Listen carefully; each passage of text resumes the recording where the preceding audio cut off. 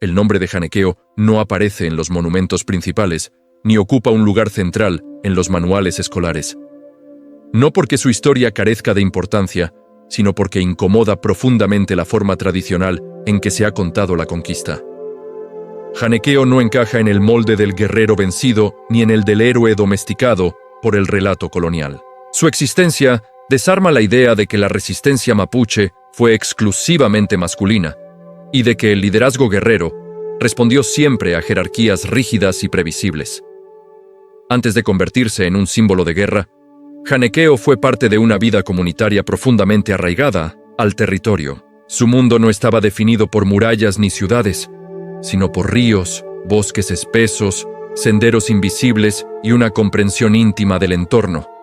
En ese espacio, el conocimiento no se escribía, se transmitía, se observaba, se practicaba, y en ese aprendizaje cotidiano, las mujeres no eran figuras secundarias, sino pilares fundamentales de la supervivencia colectiva.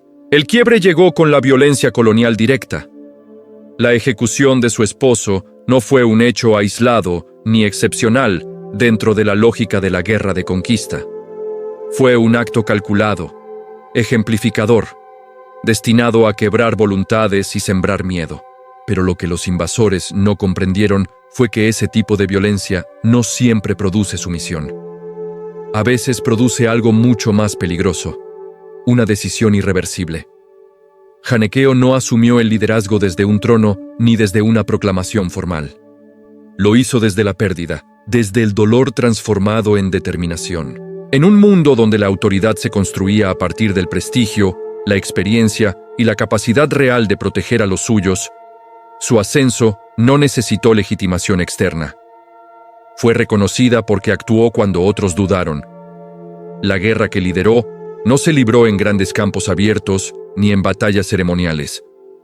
Fue una guerra de desgaste, de conocimiento del terreno, de paciencia estratégica. Janequeo entendió que enfrentarse frontalmente a un enemigo tecnológicamente superior era condenarse a la aniquilación. Por eso eligió los bosques húmedos, los caminos imposibles, los ataques precisos y rápidos. Donde el acero europeo perdía ventaja, el conocimiento ancestral se convertía en arma. Bajo su mando, la resistencia se volvió móvil, impredecible. Los puestos fortificados dejaron de ser símbolos de control para convertirse en trampas vulnerables. Las columnas invasoras avanzaban sin saber desde dónde serían observadas, ni cuándo serían atacadas. El territorio mismo parecía oponerse a su presencia, como si respondiera a una voluntad invisible. Pero reducir a Janequeo a una estratega militar sería un error. Su liderazgo no se sostuvo solo en la guerra, sino en su capacidad de mantener cohesionada a una comunidad golpeada por la pérdida, el desplazamiento y la violencia constante. En tiempos donde el miedo podía fragmentarlo todo, ella encarnó una certeza. La resistencia no era solo posible, era necesaria para seguir existiendo como pueblo. Los cronistas coloniales, cuando la mencionan, lo hacen con incomodidad. La describen como una anomalía, una excepción, algo que no debería haber ocurrido. Esa mirada revela más sobre ellos que sobre ella. Porque lo que Janequeo demostró es que el poder no siempre se ajusta a las categorías que el conquistador intenta imponer. Su figura emerge desde los márgenes de los registros escritos, pero con una fuerza que atraviesa los siglos. No como una leyenda vacía, sino como evidencia de una realidad que se intentó borrar. La de mujeres que no solo resistieron, sino que dirigieron, planificaron y sostuvieron la guerra en uno de los conflictos coloniales más prolongados del continente. Aquí comienza la historia de Janequeo. No como un mito conveniente, sino como una líder forjada en la pérdida, el territorio y la decisión de no desaparecer. La resistencia que Janequeo lideró no puede entenderse sin observar el escenario completo en el que se desarrolló. A fines del siglo XVI, la guerra en el sur de Chile ya no era una campaña de conquista rápida, sino un conflicto prolongado, costoso y frustrante para los españoles. Los intentos de control territorial chocaban una y otra vez con un enemigo que no se presentaba donde se le esperaba y que conocía cada rincón del paisaje mejor que cualquier mapa europeo. En ese contexto, el liderazgo no se definía por títulos heredados ni por imposiciones externas.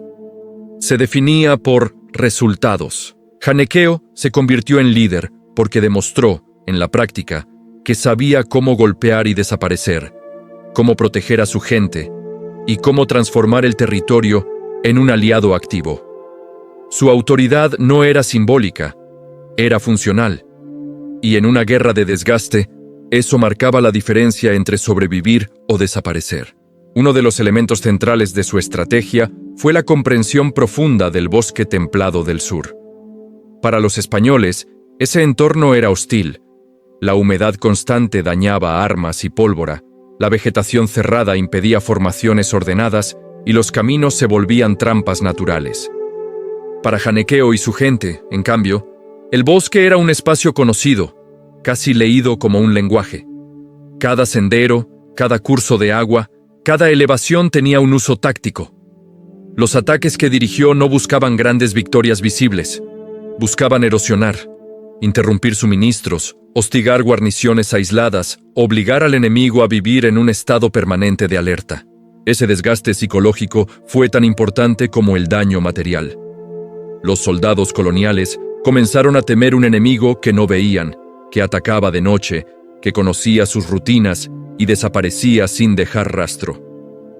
La enseñanza más profunda de su liderazgo no está solo en la táctica militar, sino en la manera en que redefinió el concepto de poder. Janequeo demostró que el liderazgo podía surgir desde el dolor sin quedar atrapado en él. La ejecución de su esposo no la paralizó, ni la convirtió únicamente en una figura vengativa.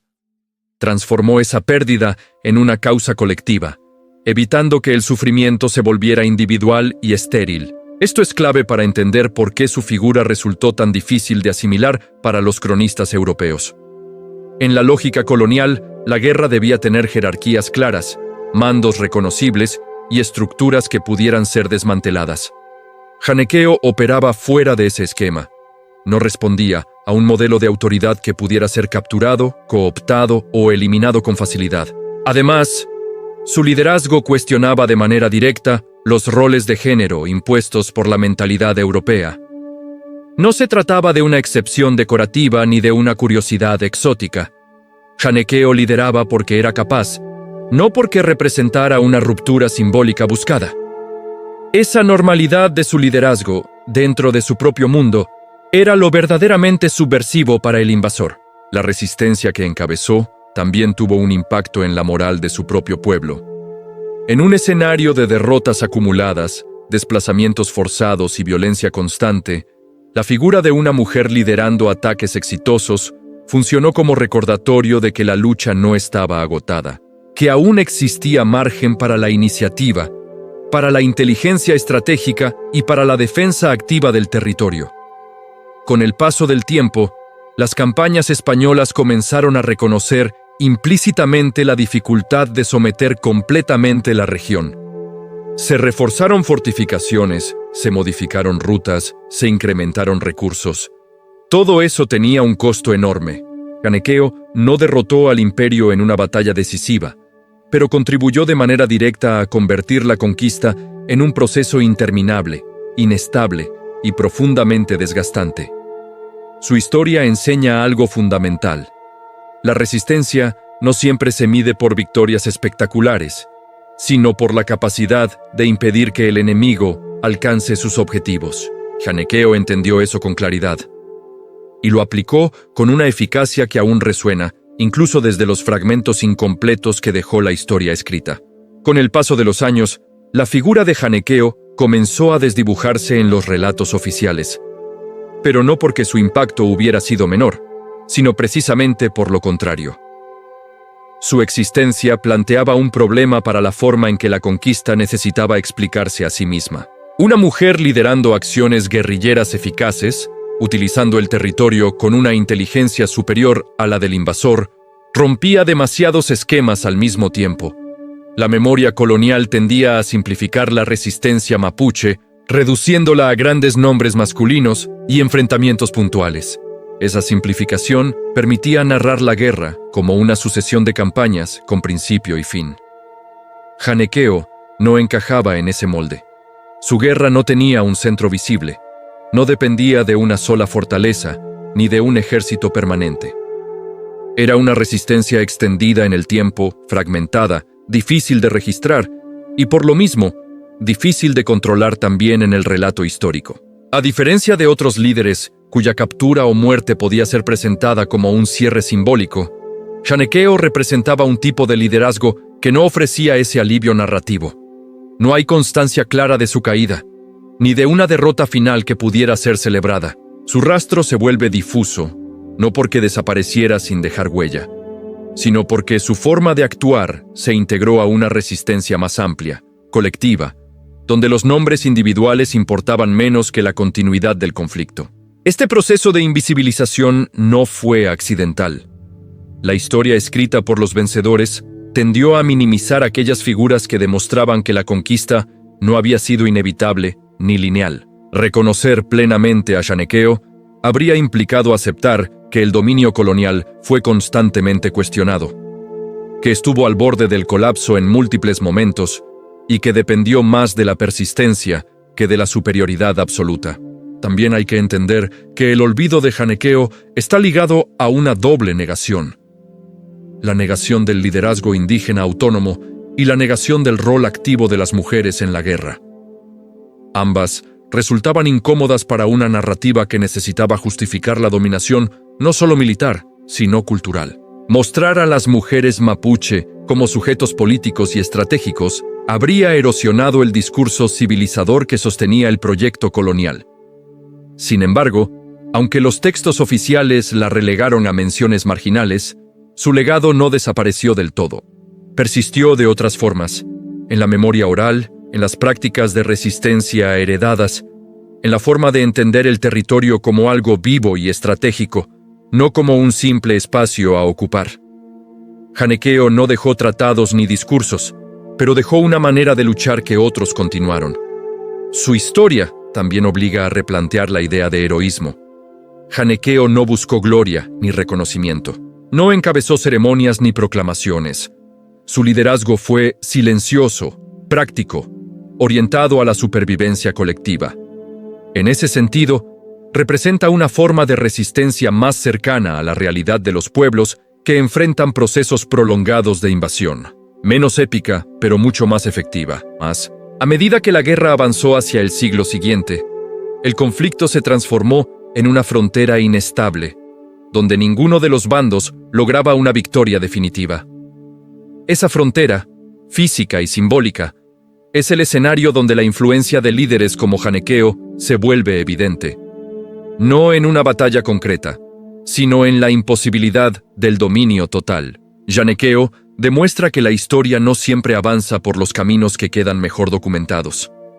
A veces se mueve por senderos secundarios, por decisiones locales, por liderazgos que no buscan ser recordados, pero que cambian el curso de los acontecimientos. Su figura es una de esas presencias que el relato oficial intenta dejar atrás, pero que sigue reapareciendo cada vez que se observa la conquista con atención crítica. En ese sentido, Chanekeo no es solo una guerrera del pasado. Es una clave para entender por qué la resistencia mapuche no fue un episodio pasajero, sino un proceso largo, complejo y profundamente enraizado en el territorio y en la comunidad. El cierre de la historia de Chanekeo no llega con una escena definitiva ni con un acto solemne que marque el final de su lucha. Llega, más bien, con una constatación incómoda. La resistencia que ayudó a sostener nunca fue completamente derrotada. Cambió de forma, de intensidad, de protagonistas visibles, pero no desapareció. Y en ese hecho se encuentra la verdadera dimensión de su legado. Chanekeo no fue una figura diseñada para perdurar en los archivos coloniales. No dejó cartas, ni proclamas, ni testimonios directos escritos. Su historia nos llega fragmentada, filtrada por cronistas que no la comprendieron del todo o que prefirieron reducir su importancia. Sin embargo, incluso en esos fragmentos, su presencia es imposible de ignorar. Aparece como una evidencia incómoda de que el dominio español estuvo lejos de ser absoluto.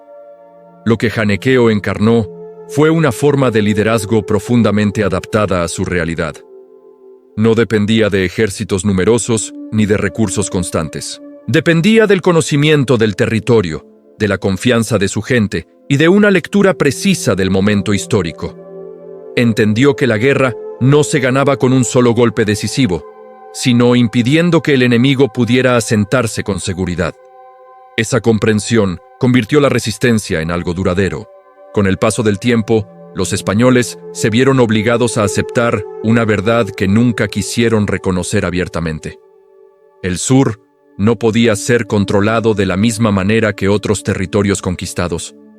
La frontera se volvió un espacio de negociación forzada, de tratados frágiles, de avances y retrocesos constantes.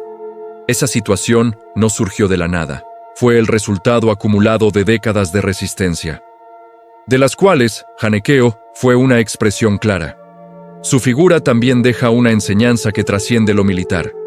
Janequeo demuestra que el poder no siempre se manifiesta de manera visible ni permanente. A veces se expresa en la capacidad de sostener una causa cuando todo parece perdido, en la decisión de no aceptar el rol que el enemigo ha asignado.